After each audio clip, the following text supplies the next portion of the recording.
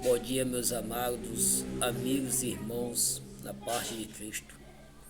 Venho aqui de novo, nesta manhã de sábado, trazer mais uma reflexão da palavra de Deus, no qual se encontra no livro de Filipenses, capítulo 3.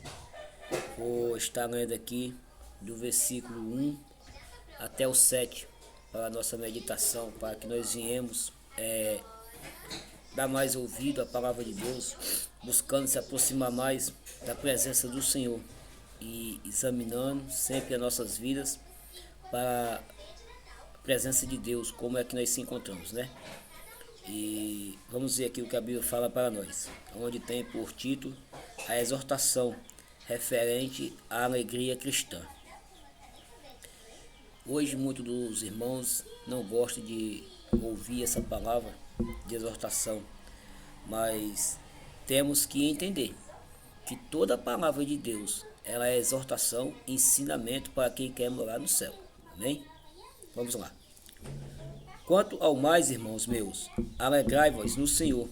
A mim não me desgosta e é segurança para vós outros que eu escreva as mesmas coisas, ou seja, reavisando o que a palavra de Deus tem para nós, que é chamamento aproximado do nosso Deus, largando nossas práticas mundanas e buscar as espirituais na presença do nosso Deus, do nosso Pai Celestial. Ele vai dizer mais: acautelai-vos dos cães, acautelai-vos dos maus obreiros, acautelai-vos da falsa circuncisão, porque nós é que somos circuncisão, nós que adoramos a Deus no Espírito e nos gloriamos em Cristo Jesus e não confiamos na carne. Bem que eu poderia confiar também na carne. Se qualquer outro pensa que poderia confiar na carne, ainda mais eu. Circuncidado ao 8º dia, da linhagem de Israel, da tribo de Benjamim, hebreus de hebreus, quanto à lei, fariseu, quanto ao zelo, perseguidor da igreja, quanto à justiça que há na lei, irrepreensível. Mas o que para mim é lucro, isto considerei perda por causa de Cristo. Ou seja, Paulo está falando aqui para nós sobre a vida dele e sobre como nós hoje temos que se comportar na presença de Deus. Você está vendo que Paulo vai falar aqui que quando ele não era um servo de Deus, quando ainda Cristo não tinha trazido a sua presença na vida dele, ele era um perseguidor da igreja, ele era um fariseu. Mas quando Paulo teve um encontro com Cristo, quando Cristo apareceu a Paulo, na onde ele saiu para perseguir o povo de Deus, Paulo, ao passar 3 dias com os olhos fechados, cego, quando abriu os seus olhos, já foi com a visão espiritual e já foi tendo outro estilo de vida, no qual deixou de ser um perseguidor do Evangelho para ser um adorador de Cristo e um santo apóstolo de Deus. E você vai ver que ele vai dizer que não se cansa de escrever as mesmas coisas. Por quê? Porque hoje, se a gente plantar uma árvore num terreno e se não aguar ela todo dia, ela vai morrer. Porque você aguou uma vez, mas amanhã você tem que tornar a aguar. Ou seja, a palavra de Deus ela tem que ser pregada todos os dias. E todos os dias nós temos que ouvir a palavra, não só de bênção, mas também de exortação, de ensinamento, para que assim a gente possamos aprender a boa, perfeita e agradável vontade do Senhor sobre nossas vidas. E hoje, muitas das vezes, a gente quer receber as promessas, as bênçãos, os milagres de Deus. Mas como é que vai receber se não tiver obediência? Como é que vai aprender se não tiver ensinamento de como se manter para receber essas bênçãos que Deus tem para nossas vidas? Porque, meus irmãos, não é de qualquer jeito que a gente vai receber as promessas e as bênçãos do Senhor. você vai ver que Paulo aqui, Paulo, ele foi um homem separado e escolhido pelo próprio Deus. Assim como Deus falou com Jeremias para descer à casa do oleiro, ele apareceu na presença de Paulo e transformou Paulo por completo. Então nós também temos que ter esta visão, que do nosso jeito não vamos receber as bênçãos do Senhor, e também precisamos receber uma transformação. E aqui hoje você vai ver que a Bíblia vai falar assim para nós: acautelai-vos dos cães, acautelai-vos dos maus obreiros, acautelai-vos da falsa circuncisão. Meus irmãos, aqui é um ponto muito interessante para nossas vidas. Quando a Bíblia fala acautelai-vos dos maus obreiros, isso quer dizer o crente que serve a Jesus e não tem um bom testemunho. Um crente que serve a Jesus e não recebeu a transformação. Porque se tu confessou a Jesus Cristo e não recebeu a transformação, não é porque Jesus não te transformou, é porque tu não aceitou Jesus te transformar. E ainda continua vivendo pelas tuas próprias vontades.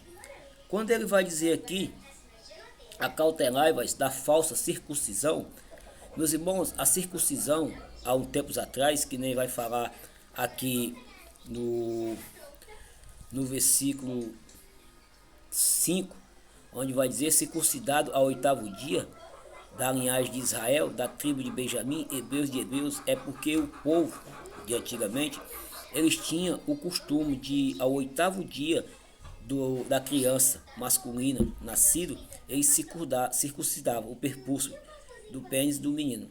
Mas a circuncisão que a Bíblia está falando aqui para nós hoje é a circuncisão que nós temos no nosso coração. A circuncisão que nós colocamos em nosso coração. Largar as práticas pecaminosas, largar os maus caminhos, largar a falsidade, largar a mentira, largar a idolatria, largar tudo aquilo que te afasta da presença de Cristo. Isso é a circuncisão no teu coração. E aí você vai ver que a gente temos dois homens muito bons para nós pegar como espelho para nós. Daniel, logo no capítulo 1, versículo 8, e Jó, também logo no capítulo 1 e o próprio versículo 1.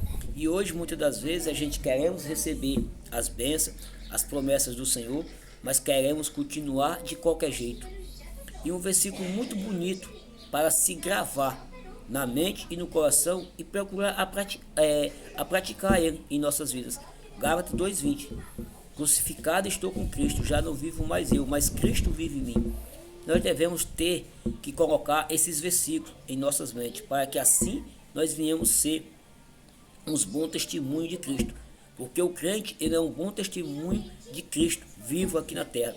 Mas se o crente não tiver um testemunho, ele vai fazer com que as pessoas não olhem para Cristo como ele é anunciado, como ele verdadeiramente é o Salvador do mundo, por causa da tua iniquidade. E aí, meus irmãos, isso não pode acontecer, porque nós que somos cristãos, separados por Deus para levar a palavra do Senhor, se nós estivermos andando de forma errada, o que o povo vai falar de Deus não é de nós. O que o povo vai falar de Deus, no qual nos separou para que nós viemos fazer a vontade dele, que é anunciar a palavra de salvação. E aqui você vai dizer que no versículo 6, Paulo vai dizer: quanto ao zelo perseguidor da igreja, quanto à justiça que há na lei irrepreensível. Porque Paulo perseguia a igreja, porque a justiça do nosso Deus Todo-Poderoso é uma justiça irrepreensível. Ela não tem corrupção, ela é uma justiça limpa e pura. E aí você vai ver que Paulo, quando teve um encontro com Cristo, ele vai dizer: mas o que para mim era lucro, isso considerei perda por causa de Cristo. Por quê? Porque Paulo era fariseu e certamente lucrava com aquilo que ele fazia, destruindo a obra de Deus, no qual devia receber muito bem do rei do Império Romano. Mas aí você vai ver que quando ele teve a presença de Cristo sobre a vida dele, ele ganhou a maior riqueza que o ser humano pode ter, a maior riqueza que o ser humano pode receber, no qual é a salvação eterna, e ser guiado pelo Espírito de Deus. Porque você vai ver que lá em Romanos, no capítulo 8 e o versículo 1, a Bíblia vai dizer: nenhuma condenação há para os que estão crucificados com Cristo. Mas nós temos que estar crucificados com Cristo. E crucificado com Cristo quer dizer morto para o pecado. E buscar andar em obediência, buscar andar em perseverança, buscando receber a coroa da vida que Deus tem para nós. Mas se nós não buscar andar em perseverança, em vigilância, orando e lendo a palavra de Deus, para que todos os dias nós venhamos aprender um pouco mais, será que quando Deus vier, nós vamos estar com a nossa coroa? Será que o inimigo não tem roubado a coroa da vida, no qual Jesus prometeu àqueles que o amam? E se você ver João 14 e o versículo 15 vai dizer: se pedir alguma coisa em meu nome, 14 e 15, se pedir alguma coisa em meu nome, isso eu farei, porque se me ama, guardais os meus mandamentos. Será que tu tem guardado os mandamentos do Senhor? Porque no versículo 23 vai dizer que se tu tem guardado os mandamentos, ele e Jesus Cristo e Deus virá a ti e farão em ti morada. Então o nosso corpo hoje é templo e morada do Espírito Santo, mas para isso nós temos que buscar a purificação, temos que buscar limpar a nossa mente e o nosso coração, para que nós venhamos ser incorruptível, buscando andar no mundo de pureza, na qual nós temos que buscar a pureza, porque o mundo não há pureza mais, porque a Bíblia vai dizer que eis que este mundo já está contaminado pelo mal, porque este mundo já pertence ao maligno.